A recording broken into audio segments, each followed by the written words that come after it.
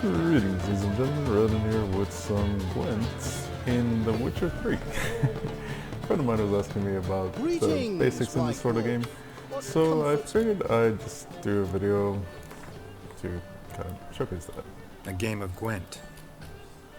So, Gwent in Witcher 3 is a lot more simple than the standalone version. It's basically a matter of Scorch's very strong.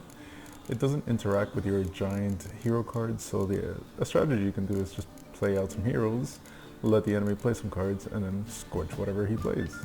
You can also combine this with decoy strats, like you play something, your opponent plays something, you decoy your card and then Scorch whatever they played. It's kind of a roundabout way of going about it. I prefer to use a decoy on something like Villain Tremorith. And yeah, basically the factions that have access to either a lot of or really good spies, that is Northern Realms and Nilfgaard, they're pretty busted because the spies are just broken. You can do something silly like build a 10 card advantage. Why don't we show that a second? I'll just go with Nilfgaard. I have only 2 Scorches. You could definitely have the third one and like take out one of the 6-point units. Yeah, Nilfgaard has a bunch of spies.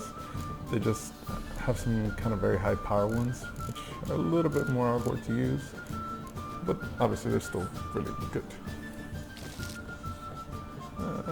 Get rid of this one for the time being.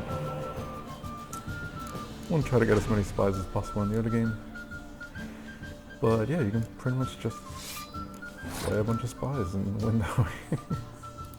Yeah, I can't really answer when you do this. The best thing that they can try to do is use a decoy of their own. That's a decent Villain Tremorith. But at this point, I'm just going to give them the round. I'm just going to draw a bunch of cards.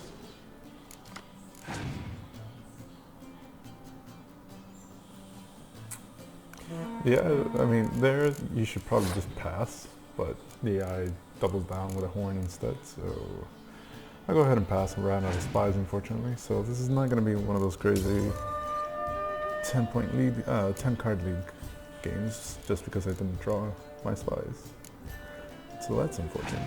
The other issue is leader abilities, which I can draw something from my opponent's graveyard, which I believe can just be a spy. Unfortunately, he doesn't have a horn going, so that makes things a little bit awkward, although it basically walks into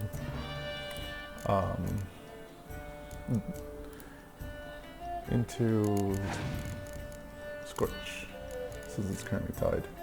Your opponent has passed. I can take here with a spy and then Tremorith, and that gives me a really good revive target. Alternatively, I can also use a crossbowman,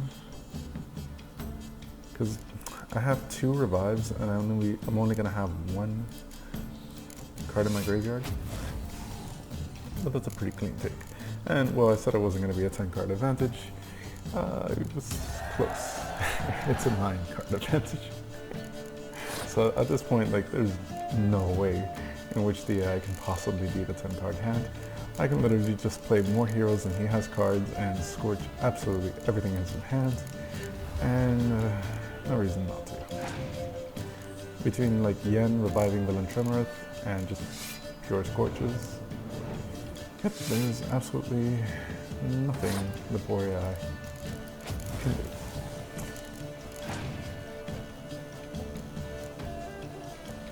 So Yen of their own, gonna revive.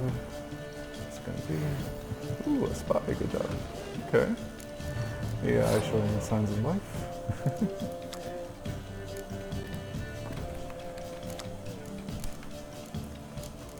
So at this point, I just play heroes.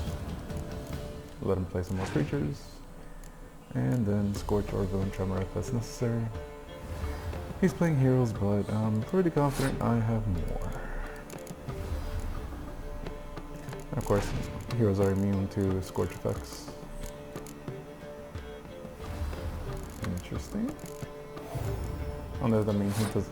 I mean, it's a monsters deck, so I doubt he has many things to actually put in the range, right? Scorching my 4-point card. Okay. I still have yet more heroes, right? What's your last card? A ring. That does absolutely nothing to a hero. So, yeah. I mean, at this point I can play my entire hand, but I think it's safe to say that I won.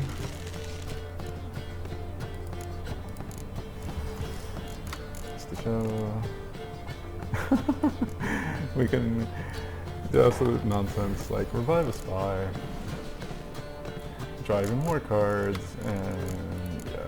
These are some of the better like non-hero cards that Nilfgaard has, just because the bonded allows them to become 20 points. Although obviously they are very good targets for something like Villain Tremor and Scorch. So yeah. I think we made our point. So put the AI out of their misery and just take that.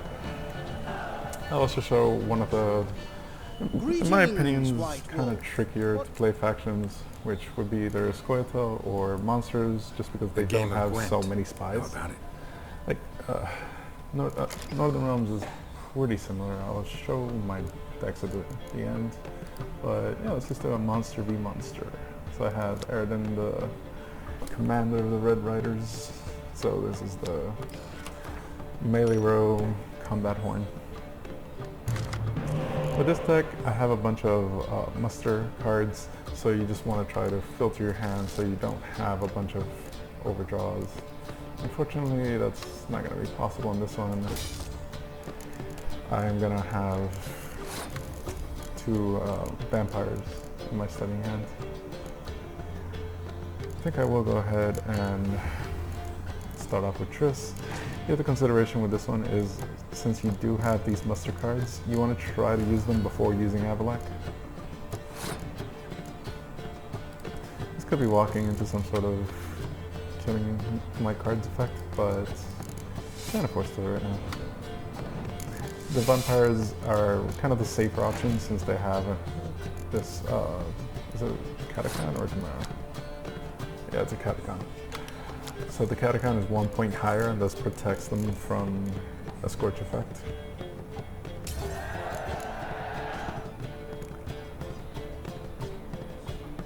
My opponent didn't actually play a non-hero monster and wasn't able to use his ability. I will go ahead and keep spinning my deck. I'll go with this one. Oops. Wrong row rather. That's a pretty juicy 16-point Villain Tremor. Thankfully he didn't have it.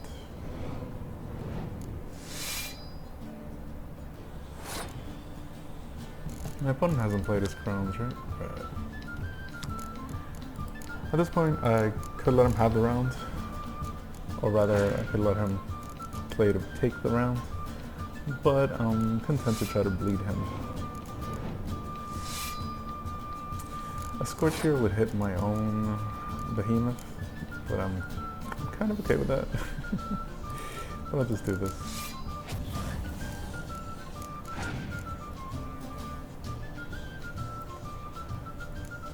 And now that I've played Villain Tremorith, I can play the Crones out safely, thin my deck, and Avalak for pretty much just guaranteed heroes, almost.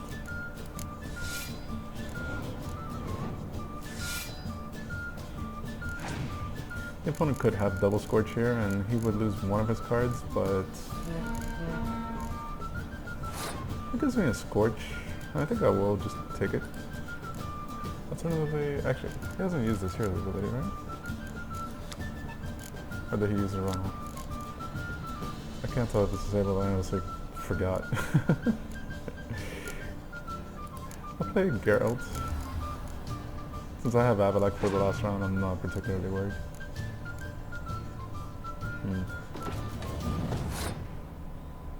Okay, I guess I'll just Scorch him. It's not the biggest Scorch in the world, but it is pretty good.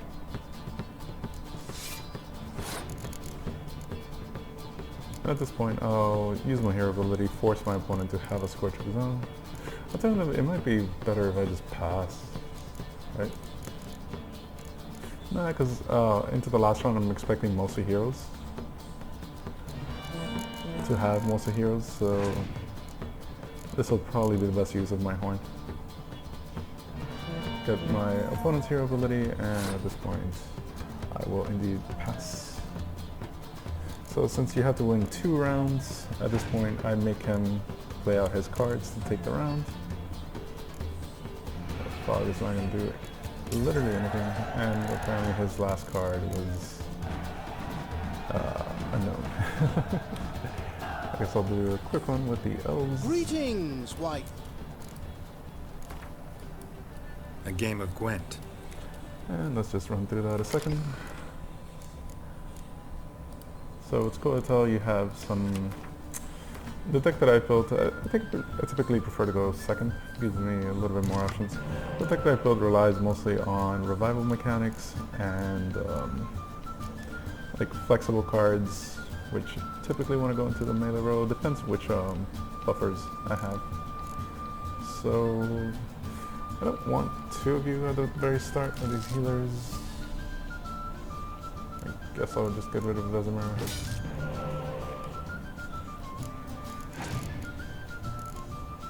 So this one plays a little bit more in the sense of trying to stack a row on your buffer, whether you have Isegrim or Milva. And I will go ahead and stack the melee row. You can also do Villain Tremorith cheese with the the decoy.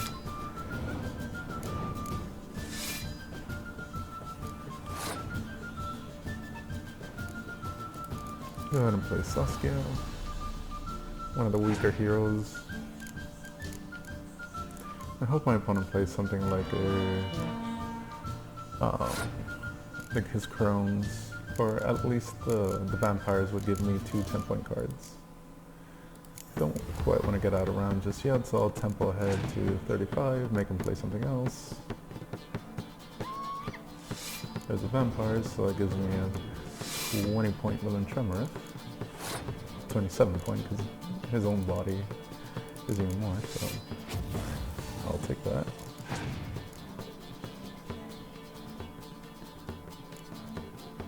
That's questionable.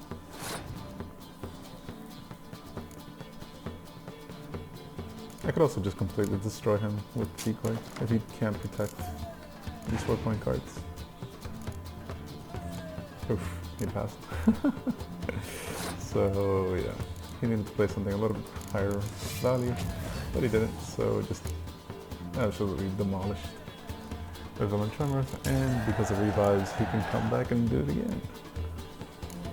Yeah, now we're 2 cards up while having won the first round, so it's a pretty powerful position, needless to say.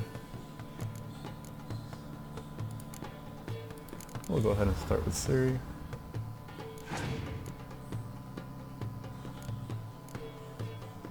The Crones coming into play means it's a very powerful Yen into Villain Tremorith, and that's exactly what I'll do.